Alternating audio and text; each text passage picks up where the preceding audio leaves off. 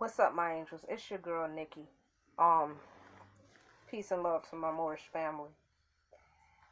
Y'all already seen the title of this video. This is basically a video disclaimer. I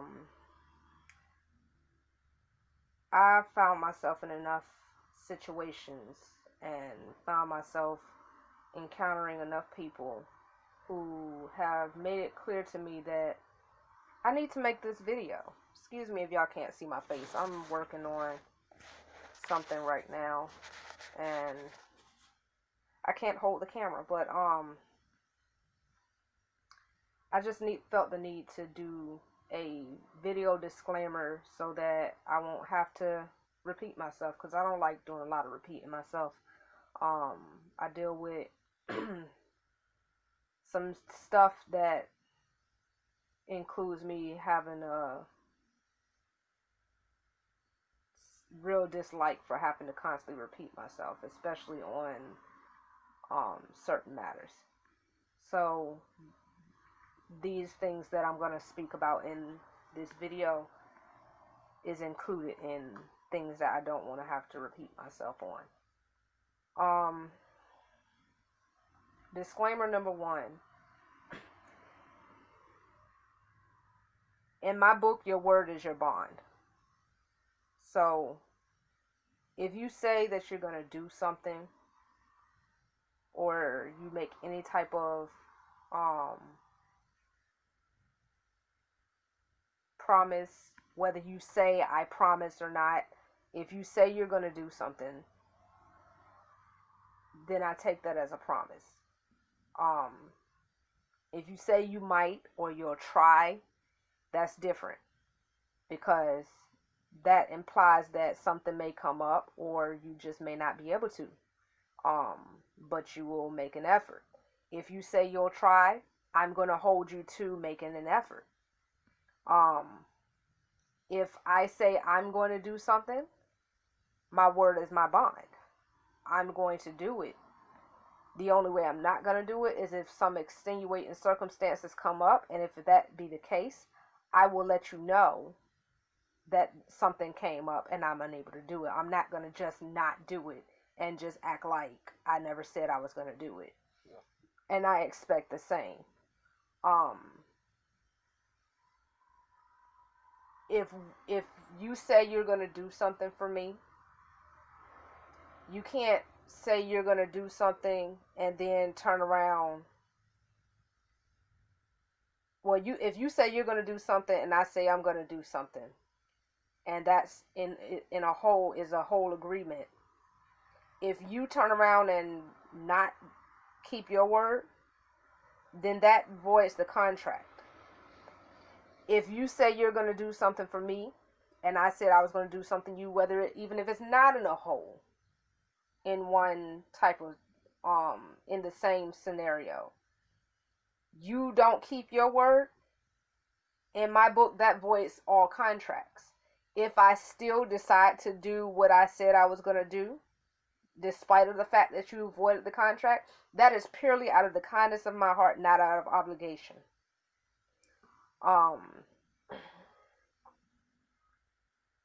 You can't say that you're going to do something, and I'm just going to keep it very vague, because I don't want anybody to think that this only includes one type of scenario. You can't say you're going to do something and then halfway do it and then switch up the situations or the expectations around the scenario and try to back somebody into a corner. You can't do that with me anyway. I'm not that weak-minded. I'm not that weak individual. You can't put me in a situation by saying that this is the arrangement and agreement, and then try to flip the situation to fit what's feasible to you, and back me in an awkward corner or situation, and then try to make it like I'm not keeping my end of the bargain because you decided to switch the situation and the scenario up. That's not how it works. That's not how it's going to work with me.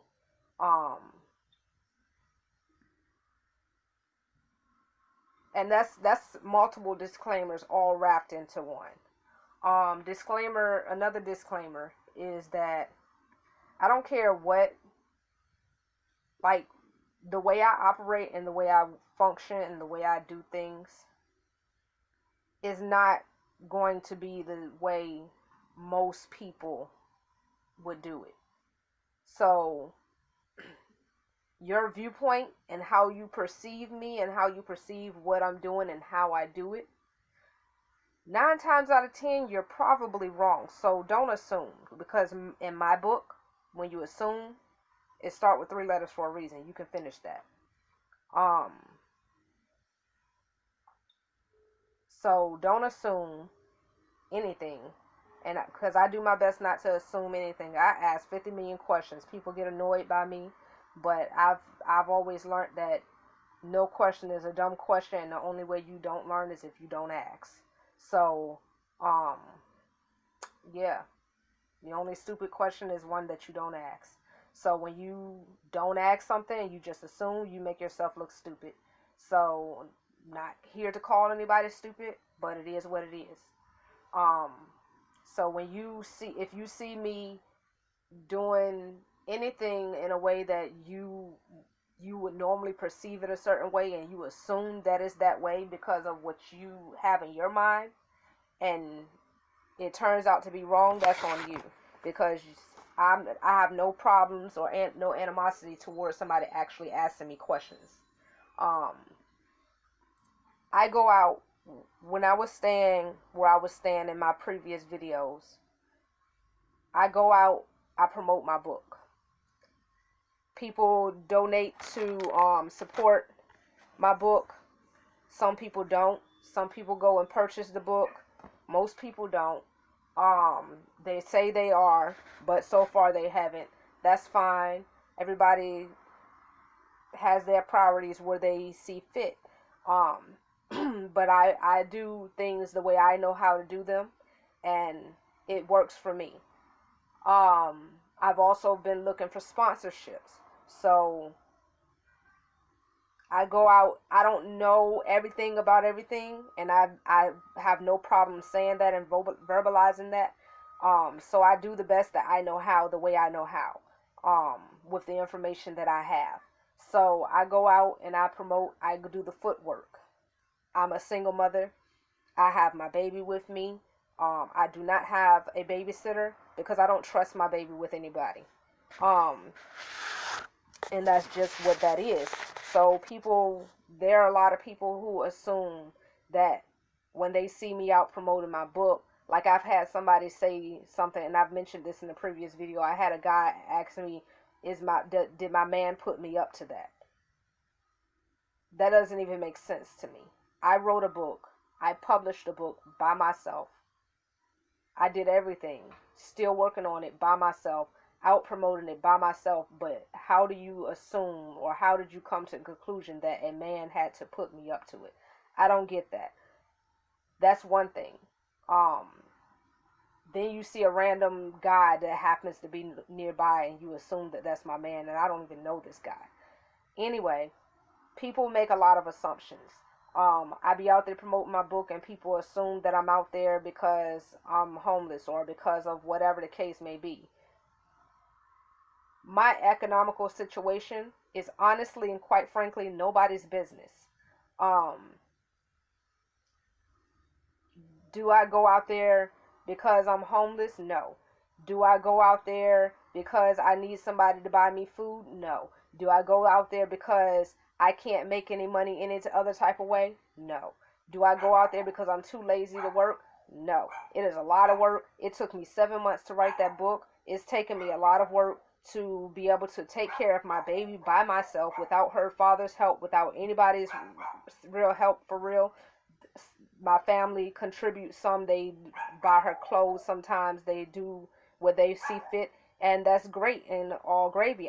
Do I go to anybody and ask them to buy her anything? No. Do I go to anybody and ask them to buy me anything? No. So do I go out there because I'm in a desperate situation? I'm in a desperate need for somebody to save me and rescue me? No. My whole book is about self-rescue. My whole book is about not depending on other people to save and rescue you. So Anybody who comes and sees me in a situation and assumes that I need them to rescue me or whatever the case may be, you're sadly mistaken. If you come and offer me something and I take you up on your offer, that's either one or two reasons. And I'm saying one or two reasons because of a specific situation that happened recently. Um, Normally I would say it's for one reason, but the specific situation is so specific that it creates a whole nother reason in itself. The main reason would be because it could be useful to me. Do I necessarily need you to do that for me? If I didn't ask you, I didn't really need it. Most likely because I create my own way on my own. Period. I will never put that power in somebody else's hand ever again to be the sole option for me ever. The other reason could be, as in this situation that occurred recently, was because they were offering a job, and it wasn't simply because they were offering a job. It was because they were a Moorish American. They were offering me less money than what I was making out promoting my book and doing my book sales direct to people out of my hands and so on and so forth. When I go out and promote my book, I'm going to be real with you. I make a good amount of money. I make more money than I've ever made on pretty much anything else ever. I do very good for myself with promoting my book. Do I like the fact that I have to do it the way I do it? No, I do wish I could find another way to do it where I don't have to, be out in the elements without a vehicle. No, I don't have a vehicle. That's the main thing that makes it difficult. And having my baby on my hip, yes, it makes it difficult. Certain situations I can't go out because I'm not going to put my baby in those type of elements. So yes, that does make it inconvenient. Does it make it impossible? No. Is it going to stop me? No. I'm not stoppable. So that's not being cocky. That's just being real. That's just knowing my worth and knowing my power and all of that. I wrote a whole book on it. So to take that somebody offer me anything, whether it be a job, whether it be a different type of housing, whether it be whatever it may be, I took it. If I take it, I took you up on the offer because it could be useful to me, or because I just simply wanted to be a benefit to whatever that offer may occur. And if it's like a job or something like that, where it's a me help you help me type of situation, 9 times out of 10, I really did it because I just wanted to, work with you. That was the situation in the recent situation. It was a Moorish American that I looked at as, oh, you're another one of my brothers, and I support you.